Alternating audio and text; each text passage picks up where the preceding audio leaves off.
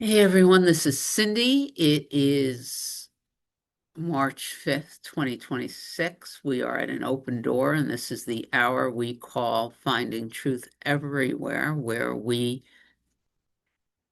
invite participants to watch a podcast, and then we come together and we talk about it. Typically, I begin these meetings with a song.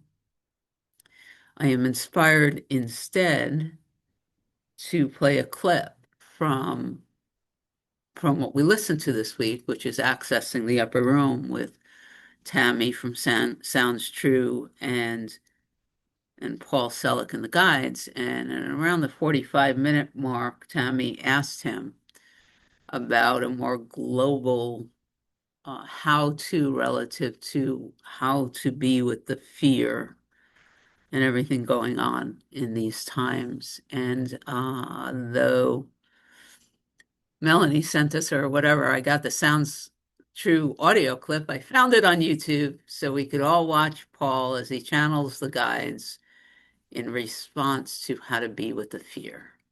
Feels like a really good way to start, unless anybody wants to share anything at all before I do that. Okay. Oh, I guess I was putting it off waiting for Rana to show up. So let's play this clip. Here we go.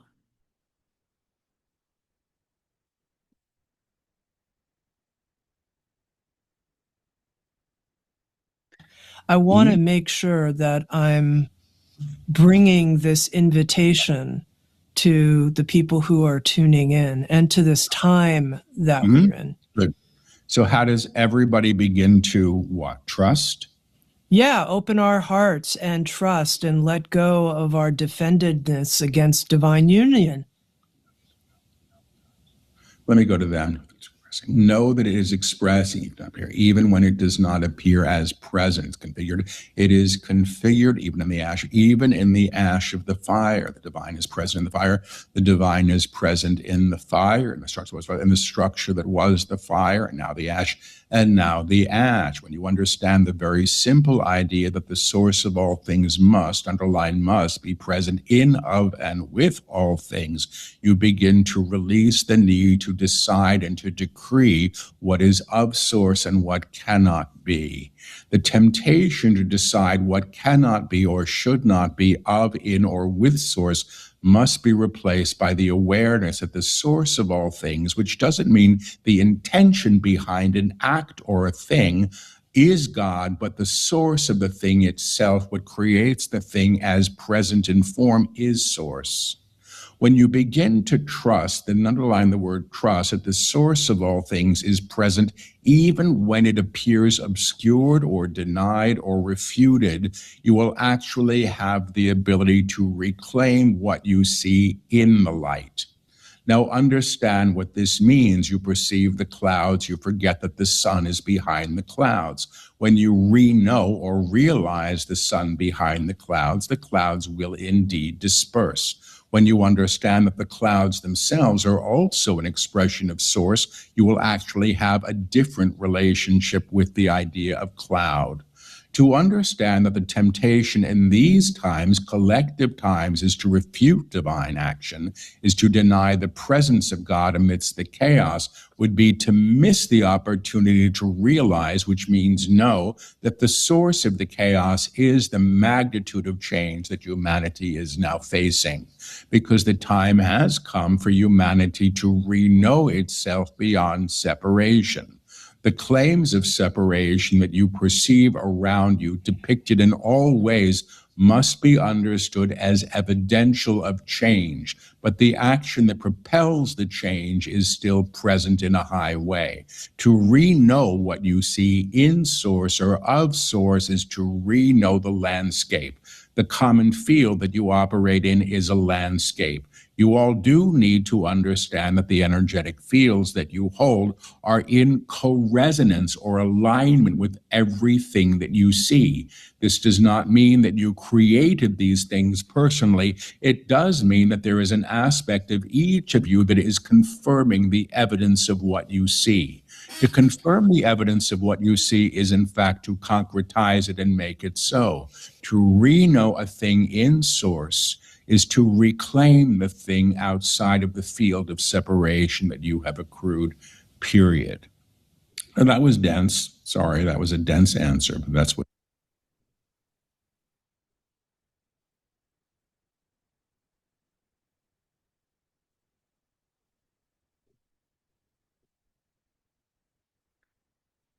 So this was an interesting one for me for finding truth. Specifically because I am a student of the guides and I spend time with their teaching every day. So I am very open for us to talk about the specifics of the teaching for anyone that wants to share that. I wanted to highlight how good it felt to just be with Paul. How humble he was, how confidently honest he was. And I felt that in the cells of my being. He had no problem. He didn't try to sell anything. And I could feel that. He didn't try to tell anyone that he knew anything at all. He just shared his experience of what was going on. I found it humbling and open and easy to be with. I loved every time he said, I don't know. I wanted to highlight key for me, especially, is the sense as I was listening. So much we've talked about this in various ways, but it was very, very obvious to me that whatever is going on, at least in my life, because I'm not going to speak for anyone else, has almost nothing to do with the personality or the small cell. Things are happening. There's a trajectory towards Cindy's life, where she is, what she's doing, where she's come from, that I can no longer either take credit or blame for in the same way I used to. It's so far outside of I did A, so X occurred, and so I am guilty for whatever. And somehow listening to Paul's story for the nth time and the way it landed here, there was a recognition that it wasn't planned. And he wasn't even in, I think Tammy even said, like, why you? He was an alcoholic. He was a 4-pack a day cigarette smoker. He was also a couple 100 pounds overweight, you know. He was, and he likes to call himself like a crudgety old man who's scared of his shadow. He was 63 years old, I think, before he got a driver's license. There's nothing about Paul Selleck, the man, that says, you are a mystic, you are a sage, let me sit at your feet and learn from you. And there's nothing even about what he says that indicates that he wanted to do what he's doing. He just found himself taking the next step, this idea of taking the next step. It's extraordinarily meaningful and useful and comforting for me with whatever's going on. Because the other part of it is the acceptance that something outside of the human experience is happening here, right? It's amazing how often I touch on it, and yet, and they talked about it too. There's definitely something here that still believes that the human has to do something, and that the individuals have to take it, like, I am at fault because, and I wish my daughter would, and why doesn't the government get their act, whatever. Like the feeling of being at risk as a human, somehow being in the energy of these all of our conversations, but perhaps because I'm so familiar with Paul and the guides, that I just was bathing in the understanding. And he even said it, and he referred to Helen Schuckman, which was so wonderful. He said, Helen said it too. I know this. I know it's true. I know God's true. I know that the guides are true. I just don't believe it. And I think it's fun because I can confess to the aspect that's in Cindy that is definitely acting as if it's not true, even though the more and more of what I do and how I do and how I show it, and what flows through me is this divine force, this higher and higher vibrational energy, and it's flowing through. And at the same time, there's no question that there are bits and pieces of what is he likes to call it, I think the guides call it detritus, this historical concrete stuff that just oozes with fear. It's still here. And um and I love how okay that is. I love how it's not my job to change that. It's if I have a job, it literally is to just be in agreement with, to say, yeah, the guides often say, you have to choose to say yes. I have to be in agreement with something different. But other than that, I don't make it different. Not not from the place of feeling like I'm listening. When I'm listening to the guides, I'm listening to something outside of myself. Even as they say, there's nothing outside of you. Um, thank you. Detritus, waste or debris of any kind. So I have a couple pages of notes if we need it. But that's one more thing I want to say before I hand it to William. I also love, and this is part of my journey too. Uh, we're given what we need when we need it. So in the beginning of Paul's journey, he needed the mystical.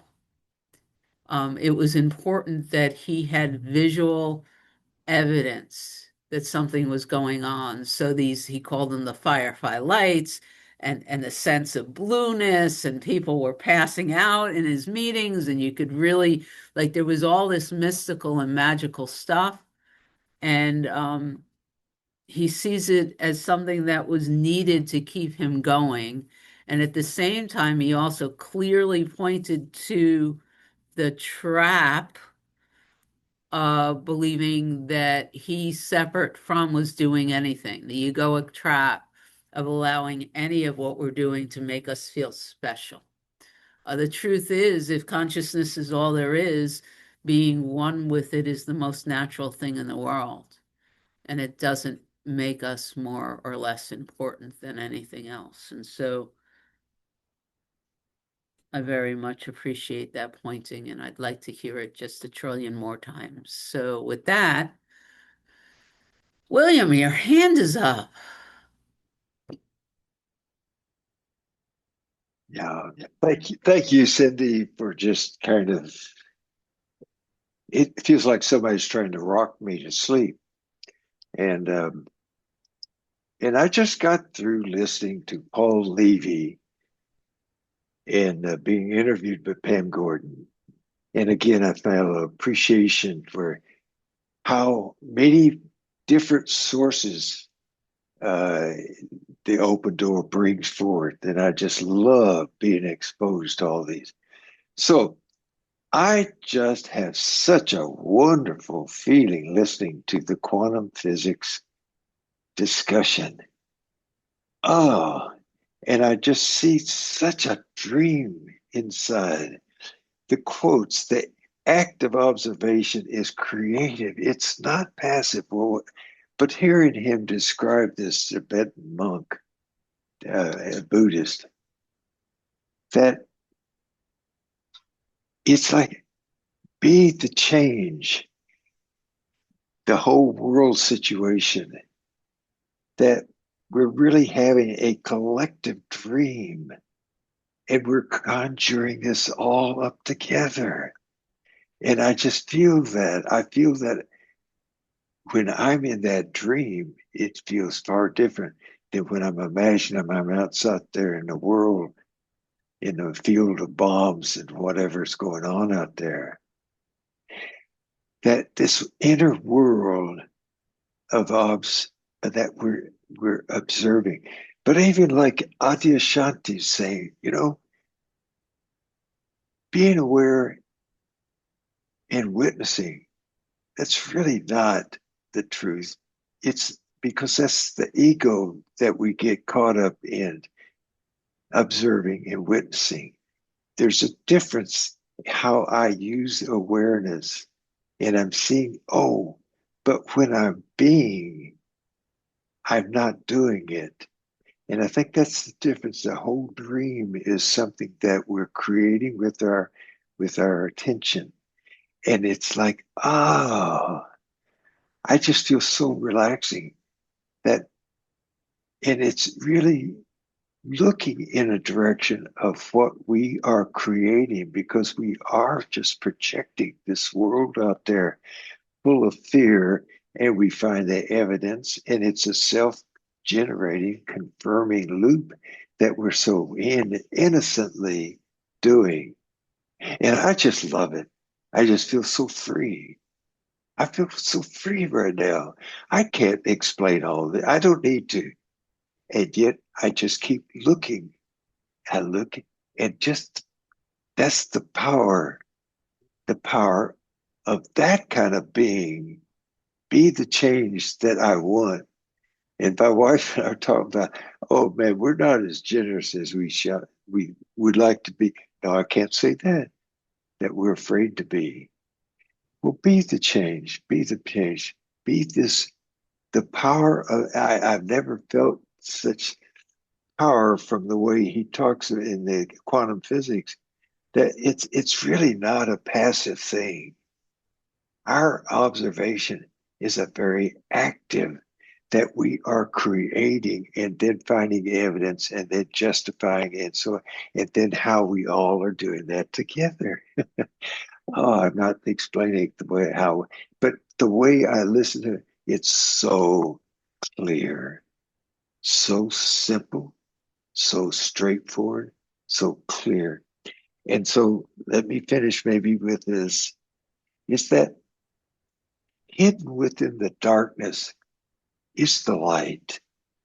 And using the metaphors of the caterpillar and the yeah, that's a great one. Or even using, as Paul Jung, and not Paul Jung, Carl Jung used the metaphor of the water and the sugar, that each drop of sugar and add, keep dropping, dropping, and then finally the last drop, it forms a crystal. Isn't that what happens? We finally have an insight. We finally have a breakthrough. And the one another way of saying that is that it's that when we hold all the obstacles and the confusion and the darkness and hold that kind of in a creative context of love and compassion, that kind of catapults us into love and compassion. That it's the holding of all this. It's it like, don't, not to avoid it, be it, hold it, love it, and that's what happened.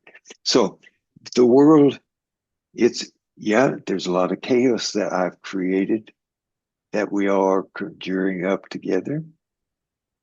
Okay, I'm going to quit, but I just love the feeling. Oh man, and I thank you for even having it on our website. So appreciate it, appreciate it, appreciate it. Yes, it's so simple. Thank you. Thank you very much. One of the teachings that I love from the guides that reminds me of something you just said, William, was the line, in truth, a lie will not be held. And Um, I'm looking forward to what others have to say about this interview with Paul, not Paul Levy. I'm going back. Did we talk about, I think it was last week we were doing Paul Levy or the week before, or whatever it was, and I'm being pulled right back into that phenomenal man. Um, but the guides and Tammy and in truth, a lie cannot be held. What you damn damns you back. I'm just sitting, and what you bless blesses you in return. Where you deny the divine, you hold darkness in yourself. And where you accept the divine in others, you bring the divine into your world. And I'm so appreciative of everything you just shared, William, because uh, Paul Levy is teaching the same things, just from the Zen Buddhist quantum physics direction. And the more it comes to me from these different places, the more I can hold it, especially in the early hours of the morning where I'm sitting and feeling the energies, knocking around inside of me, and the invitation to believe fear can get really strong, and you're sitting there going, truth is true. Truth is true, right, Melanie? Is the truth true? Can't wait to hear what you have to say. Right. Thank you. I really, really appreciated this. And one thing before I say anything more, I really I noticed several, maybe, I don't know, 6 weeks, 8 weeks ago, that Tammy Simon had been more and more of hers were applicable to this, to our group, that we were more tapping into, she said mediums, and she mentioned that at the end, because I had been noticing, I said, wow, in the past, there was maybe in a year, I find maybe one or two, but recently, somehow or other, I think I really see a big change in her and her interest, and she's really been picking up on this. And I just could see how she connected with Paul too, which was really interesting. So I really enjoyed seeing her change and her growth in tapping into this and really stretching. So I'm grateful for that.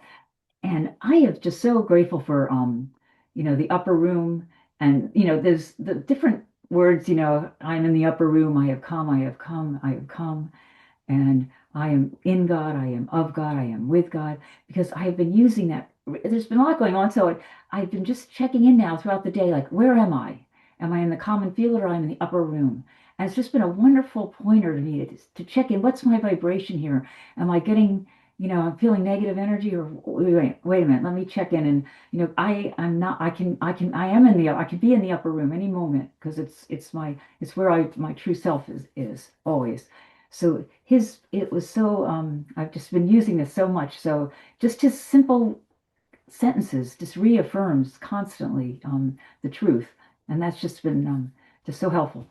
And I picked up a couple of his, he talked about, being a woodwind instrument. He has some beautiful metaphors.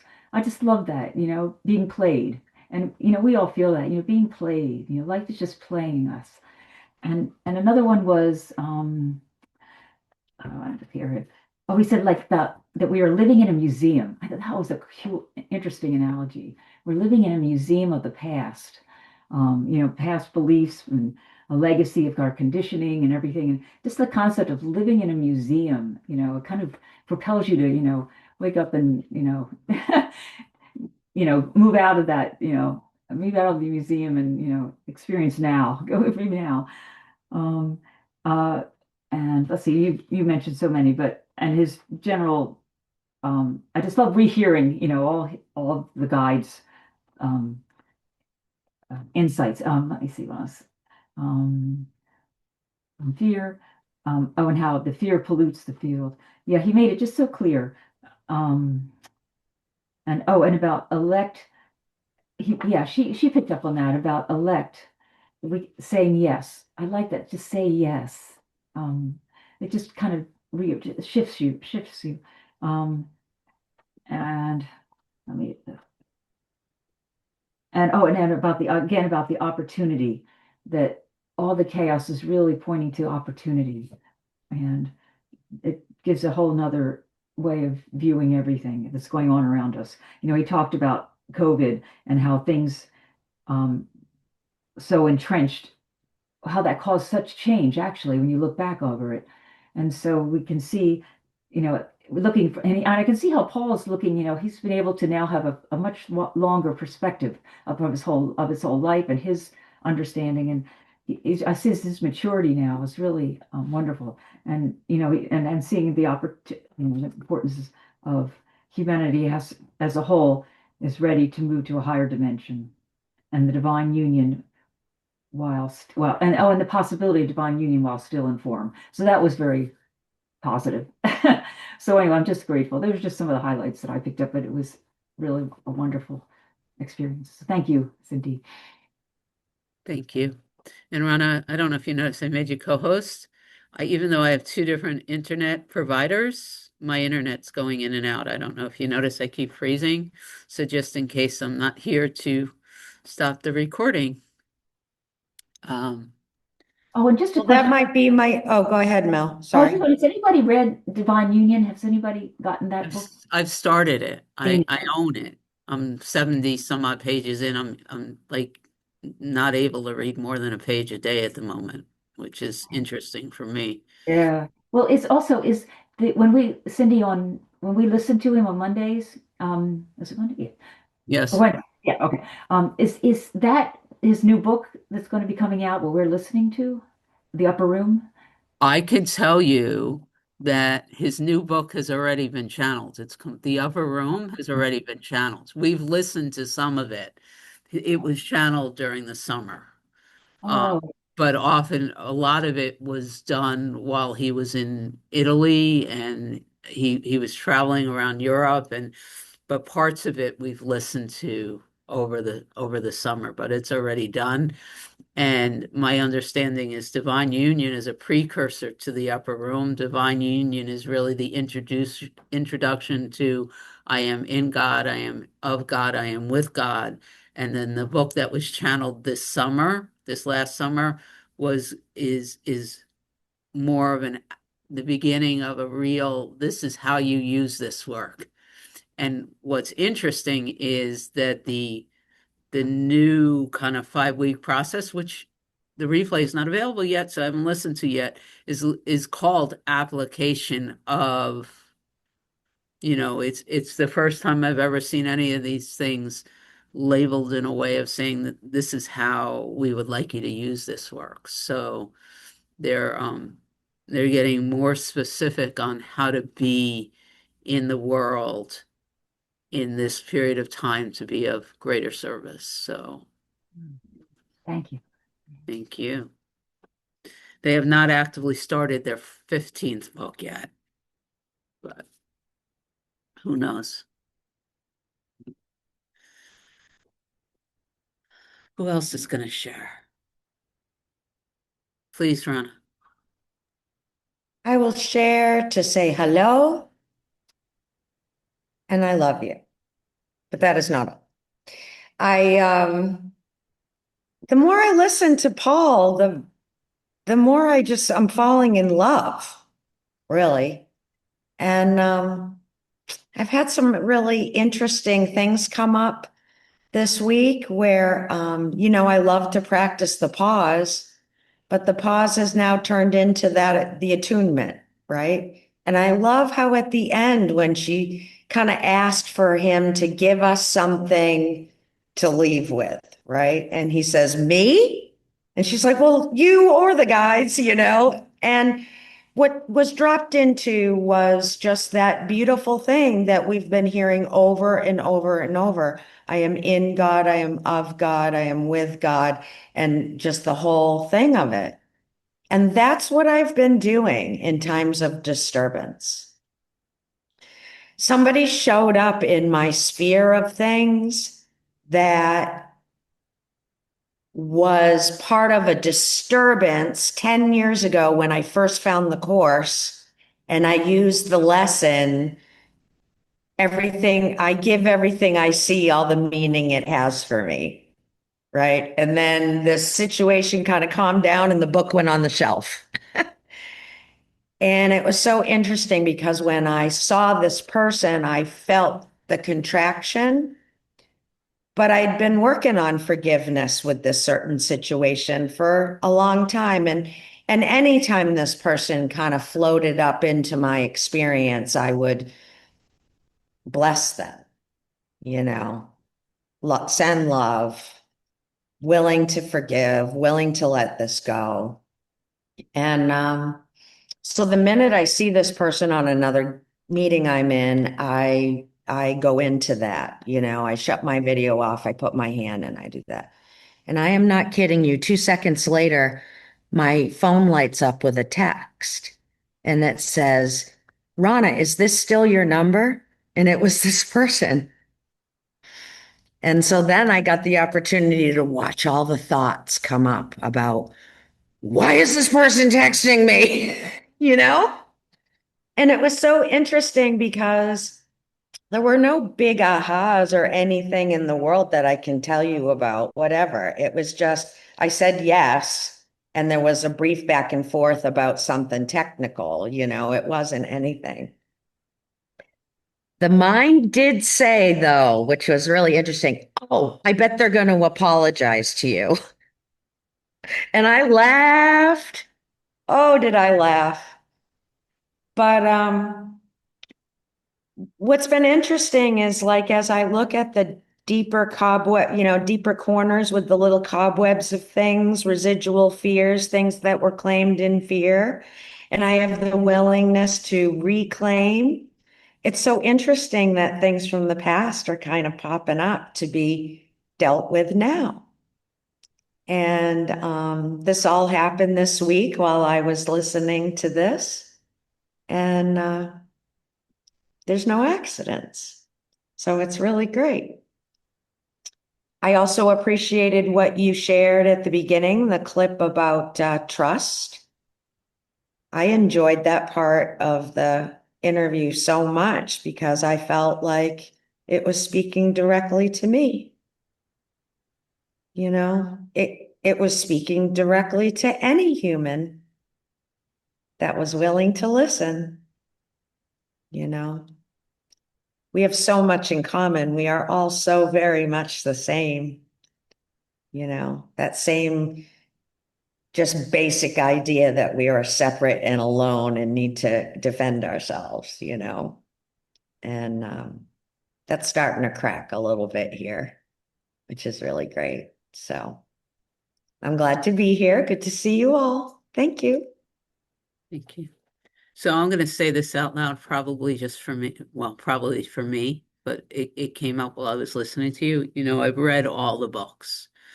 Boom, boom, boom. You know, when I came back from Mexico, I started reading them. And one of the things that the guides often say is,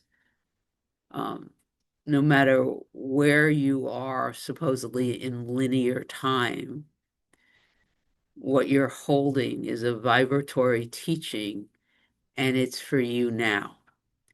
And we are answering the questions you have now in these pages. So over and over and over again, they're inviting us all to stop thinking that this book was written 10 years ago, or 5 years ago, or 2 years ago, or the channeling. They're saying, this is for you now. This is for you now. The questions you have in your heart are being answered in this teaching, in this time. So essentially don't let the linear mind tell you that it's something else. It's a live, vibrant space. And we've been talking about, you know, linear time isn't what we think it is. It's part of the illusion. And so when you said they were speaking to me, it lit up in my space. Well, of course they are. They're speaking directly to you with what is required for you to know right now. They're speaking directly to all of us. And the other part of their teaching, which is so beautiful for me, is the understanding that there is only one of us, and then there are these individuated expressions of the one of us So it makes sense that we're all being hit by what we need because this is a universal truth teaching. And so it will continually tease out the darkness and bring it to the light to be reclaimed. And it almost doesn't matter what the darkness looks like, though it's going to taste and feel different because we're all kind of having our own experience with it. I have no idea what I just said. I might have to listen to it. Hey, Alice. Hi, good morning, everybody. Happy to be here. I what this evoked for me is I that the concept that I had a teacher for a couple years who always sort of banged the drum of no exceptions. There's no exceptions in oneness. There's no exceptions in unity. Almost like, how dare you put somebody outside of oneness by saying they're bad, wrong, et cetera, et cetera. And so it's like that kind of simplicity of the message where, it's, if it is of always all, then what am I griping about? Or why, I'm in the student being inconsistent with that's outside of allness. This shouldn't be, so I think Byron Katie calls it arguing with reality, And so this is where I flip over into a little bit of a question with it's all a dream.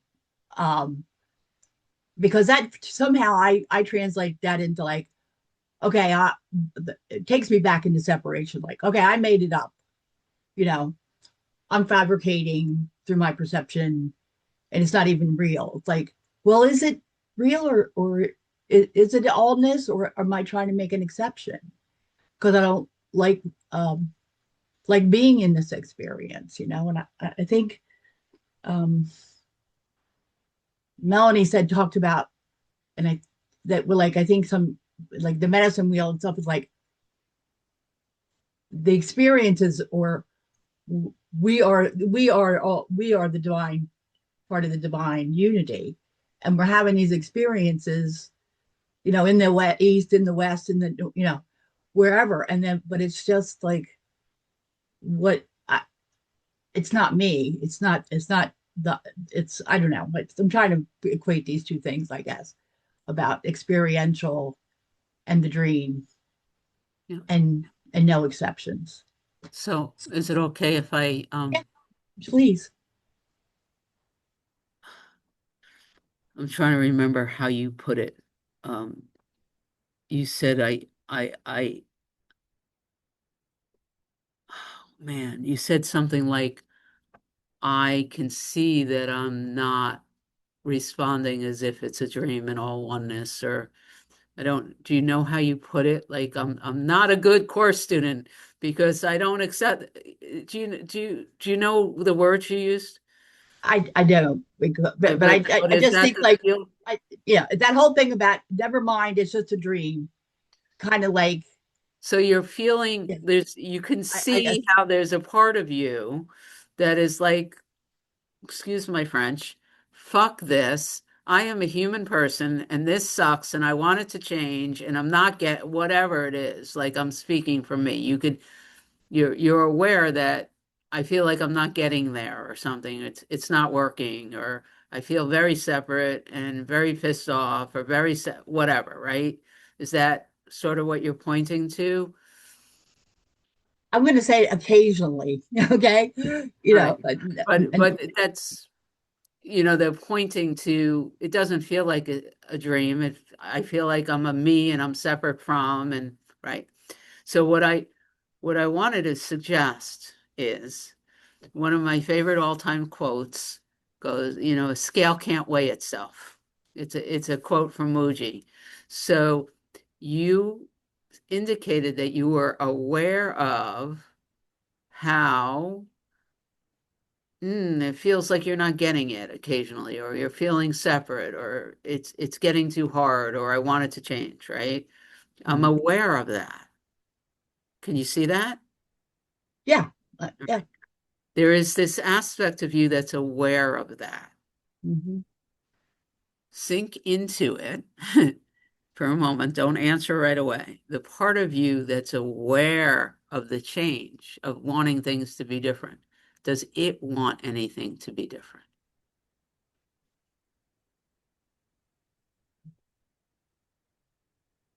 The awareness that I am. The just the awareness. I- You stated that I am aware that there's this part of me that just doesn't buy that it's a dream, and that I am one, I don't remember. You were indicating that I'm aware that there's this experience of being a separate self who feels like it's all real, and that this part of the teaching is bullshit. I again, I'm making up words, but you stated it like, I see that this is, I see that that's happening here. maybe put it another way. But just I'm not trying to debate, but it's just like if it's all God, right? Well, then the dream is God. Mhm. And sometimes I feel like I want to say, okay, the dream, I just throw that in the garbage, you know? Yeah, but that's not this teaching. That's my I got, experience. My understanding of all these teachings is to include everything. okay. Include Me too. Me everything. too. Me too. Yeah, Yeah. yeah. Well, another favorite quote is Einstein and Nisargadatta Maharaj. And it says, the quote is, either everything is a miracle or nothing is. Mhm. Einstein said, I choose to accept that everything's a miracle. Rumor has it Nisargadatta Maharaj says, I choose to accept that nothing is a miracle, everything just is. Mhm. So that means everything. And that's the guide's teachings are very clear that God is in everything. Mhm. There's a different density to certain experiences, but it's all God. Mhm. So there's nothing outside of it. Mhm. Does Great. that, Great. yeah.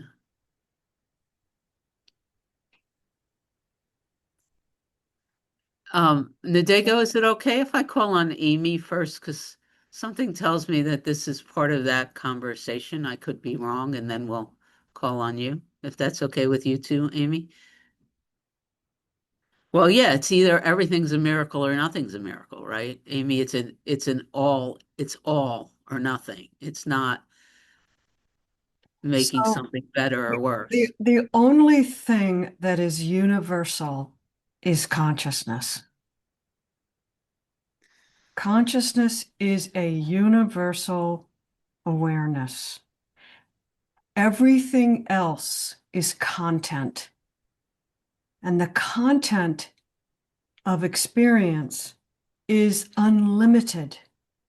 But the point of consciousness, which is shared and a universal sharing, we have nothing to to show us that consciousness is not universal, and we all are that.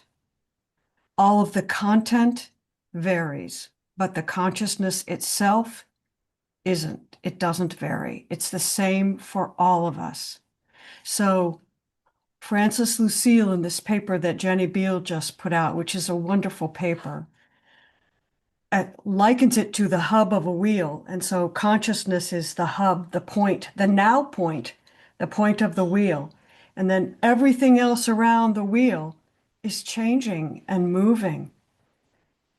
But the central point, that consciousness, I am the awareness now, that is shared by everyone. And so it doesn't matter whether it's a dream or a dream of a dream. It's all content. The only thing that is unchanging and limitless and eternal is that consciousness. Right? And that for me, I love Paul. I love the guides. I love A Course in Miracles. All of it is beautiful to bathe in. But it doesn't quite close that gap for me. And that gap is the saying, you are consciousness and I am consciousness, and all is arising within the one consciousness. He says, I am in, of, and with God, but there's always this little bit of I that remains outside consciousness for me. It's the experiencer, right? And so closing the gap for me is something Mel reminds me of this all the time, you know. And I have to be reminded because I get drawn into the content of experience and I love it. It's so much fun, right? But the truth is always come back to the awareness, which is the only thing that never shifts or changes. So that's all I have to say. Thank you. Hey, Nathego. Hi, everyone. So great to be here and to hear all of you. Yeah, it's just so great. And it's been amazing because, and this is perfect, which is so amazing that I keep forgetting, and believe I'm the body, or believe I'm gonna do things the way that I want to do them, or whatever. But so great to just get quiet and to just get still and to let all the chaos, whatever, just be it as it is. So yeah, and I'm just so grateful for all these teachings and for everything that is happening. My sister, who's a doctor, is helping me, and yeah, and everything's perfect, and I don't, yeah. So, and I already see this, like, no, I want to do this way, or and Dago's like that, and I'm like, no, I'm gonna sit still. I'm gonna let things be as it is. So, I just love these teachings, and I just love being here with all of you. So, I just want to say thank you, everyone. Thank you. Hi, Melanie. Hi again.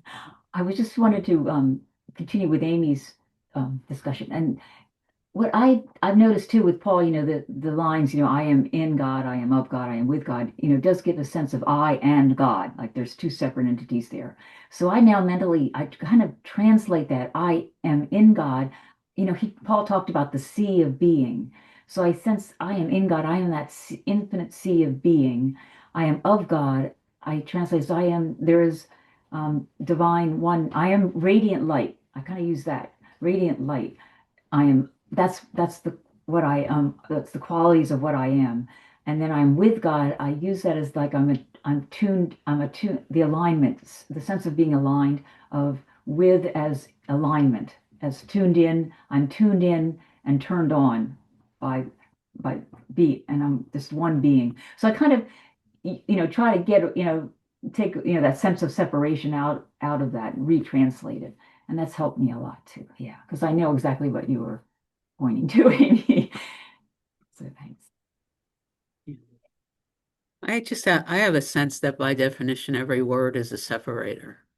And even the Course teaches it. Words are symbols upon symbols. And the guides teach it too. They state that we teach in vibration and we use the words as carriers, but we could provide you, a book with 300 blank pages and give you the teaching. So it's so easy to forget that. That by definition, the activity of us using words to communicate with each other has this sense of being separate and needing a carrier to provide information from one to the other. So it just becomes interesting. Hey, Chuck. Yeah, just real quick, I'm trying to check in here and see where I'm at and if I'm online. I don't know who it was. I can't remember. I had notes on it, but I don't know who said it. But I made a note of it. His comment was, "I and my father," keep saying, "I and my father are one." And that was kind of a blend, eliminating that separation for me. I don't know what it was. It said, "I and my father are one, and I can choose peace rather than this," was two things. I don't remember who that was, if anybody does, or and if It this is sounds like it sounds like Joel Goldsmith, Chuck. Actually, It's that was almost like Jesus is said this that. who we're is am I yeah, connecting but with what we're talking about? Chuck and I do Joel Goldsmith every Thursday night. Oh, He okay. says Yeah. that a lot, so chances are it's Joel that you heard. But it works, the merging. And because the other thing that Joel Goldsmith often says, which is key to what we're talking about, is he says, um, closer than breathing, nearer than hands and feet. It's a reminder that uh, yeah. Next week we're doing A Course in Miracles. Next week, Chuck is going to facilitate and lead. This podcast is who do we got? Gary Renard and our buddy Alex are talking. So that's going to be very interesting. And if it's okay, there's no hands up. I'd like to read a quote that I'm working with from the Vasista Yoga that feels very appropriate to this conversation that we've been having, that I'm working with today. I read it, didn't write it down, and then it came up in my dyad, so I went back and read it again. I wrote it out. And so I am selfishly going to read it out loud into this group. And it goes like this. To the ignorant, this body is the source of suffering. But to the enlightened man, this body is the source of infinite delight. While it exists, the wise man derives from it great pleasure and the delight of its enlightenment. And when its lifespan comes to an end, he does not regard it as a loss at all. Hence, to the enlightened person, the body itself is a source of infinite delight. And since it transports him in this world in which he roams freely and delightfully, the body is regarded as a vehicle of wisdom. Since it is through the body that the wise man derives the different sense experiences and gains the friendship and affection of others, to him it is a source of gain. A little further on, when you enjoy the objects, knowing their true nature, they give you joy.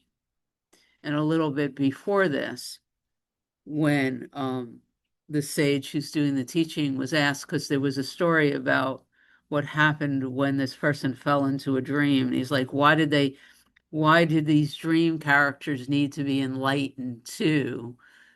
The response was a gentle, well, it's all a dream. And even further, and you sensing yourself as a separate being is also the dream. And yet, while you're in the dream, if you know it's the dream and you know who you are in truth, then you get to enjoy every aspect of it. Oh, I love Sandra's smile. What's lighting you up, Sandra?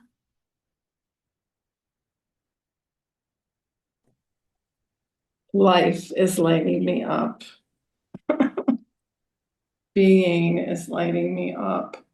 As I heard all this, I really loved the discussion. It brought me back to something Paul said early in this interview, and it was so nice to be able to hear his story. I liked his story. I related to his story, especially the part where he said he was questioning why is this happening to me? Why am I the one that's getting this? And I don't know his exact words, but he said something like, I had to be hit over the head with it. I had to have something like this happen for me to really believe. And I had a similar revelation when I was like, oh, why did that happen to me? And it was like, I had always been this person who prided myself on my reasoning and my intellectual capabilities and my ability to, like diagram a sentence, like take things apart and figure them out and do a geometry proof. And it was like, and the revolution came that I had to be hit.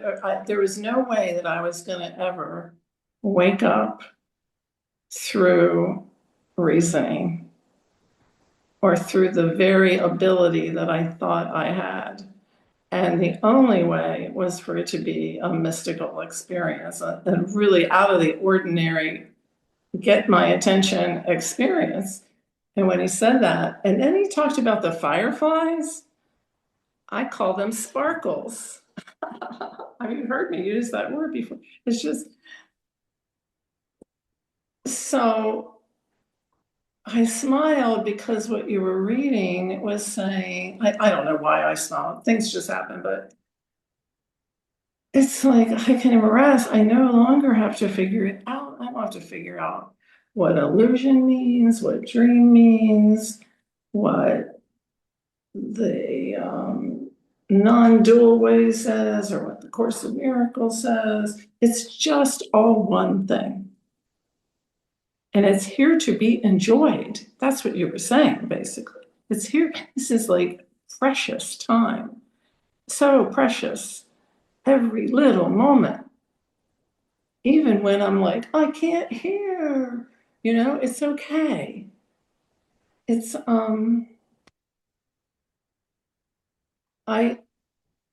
Amy had us do that inventory or something, and it had our gift in our shadow side. It was so amazing to me that it said my shadow side was intellectualism.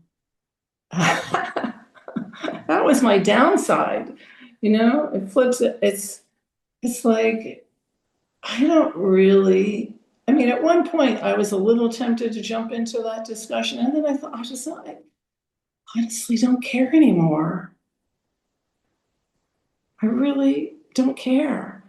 I'm not saying that to diminish anything that was said. It was very interesting. And Amy called it fun to play around with, but it doesn't matter to me.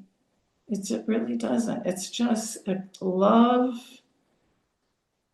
I love this opportunity to be alive, to feel life flow through me and taste it. I think I'm probably going on too long. Anyway, I love you.